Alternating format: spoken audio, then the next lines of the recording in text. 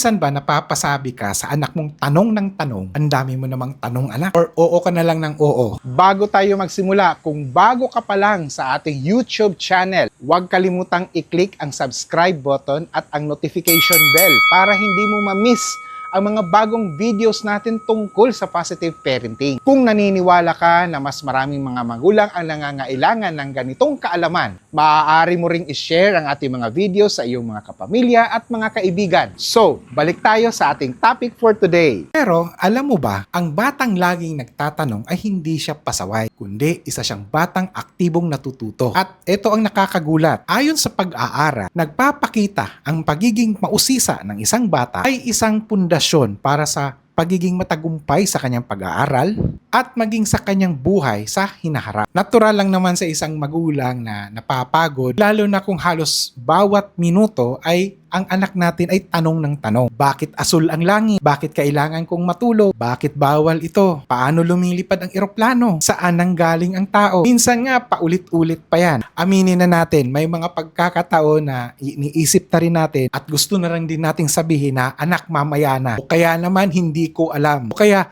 huwag ka nang magtanong. Pero ang hindi alam ng mga magulang na sa bawat tanong ng bata ay may napakamahalagang nangyayari sa loob ng kanyang utak. Hindi lang siya nangungulit. Hindi lang siya nagpapapansin. Kundi ang totoo niyan, maaaring iyon ang mismong paraan ng kanyang utak para siya ay matuto. Una, mas tumataas ang kanyang curiosity o ang pagiging mausisa. Ang pagiging mausisa ang siyang makina para matuto. Ito ang nagtutulak sa bata para gustuhing malaman ang mga bagay na hindi pa niya alam. Kapag ang bata ay nagtatanong na ng bakit, paano, o kaya ano ang nangyari kung, ibig sabihin hindi siya kontento sa isang simpleng sagot. Mas gusto niyang maintindihan kung paano gumagana ang mundo.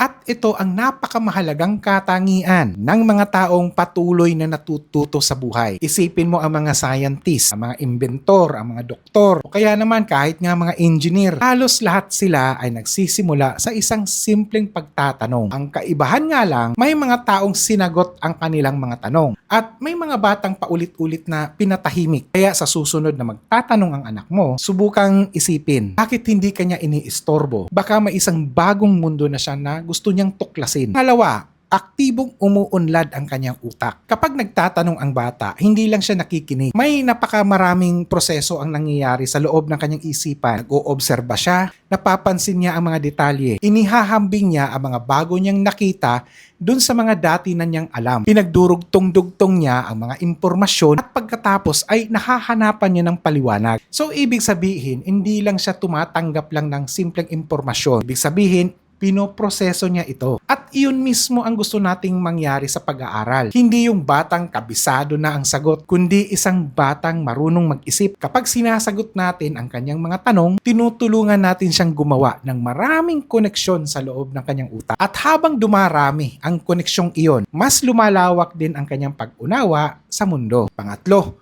unti-unting nabubuo ang kanyang critical thinking. Alam mo, may mga magulang na nag-aalala kapag ang mga anak nila ay tanong ng tanong, bakit bawal, paano mo nasabi, ano ang dahilan. Ang iniisip agad ng mga magulang na to, nako, sumasagot na ang anak ko. Pero hindi lahat kasi ng bakit ay kabastusan. Minsan, ito ay senyales na natututo siyang mag-isip. Ang critical thinking ay hindi simpleng pagtutol. Ito yung kakayanan na maghahanap ng dahilan bago maniwala. Kapag naiintindihan ng bata ang isang patakaran o kahit isang sitwasyon o isang bagay, mas malaki ang posibilidad na sundin niya ito kahit wala ka pa. Pero kapag ang tanging sagot natin ay, basta sinabi ko, maaaring sumunod siya ngayon. Pero maaaring hindi niya naiintindihan kung ano ang halaga nito. Pang-apat, nagiging komportable siya na makipag-usap sa kanyang magulang. Ito marahil ang isa sa pinakamagandang regalo para sa magulang. Kapag ang anak ay maraming tanong, ibig sabihin, naniniwala siya na ikaw ang taong pwede niyang lapitan. Naniniwala din siya na pakikinggan mo siya. Hindi mo siya pagtatawanan, hindi mo rin siya ipapahiya. At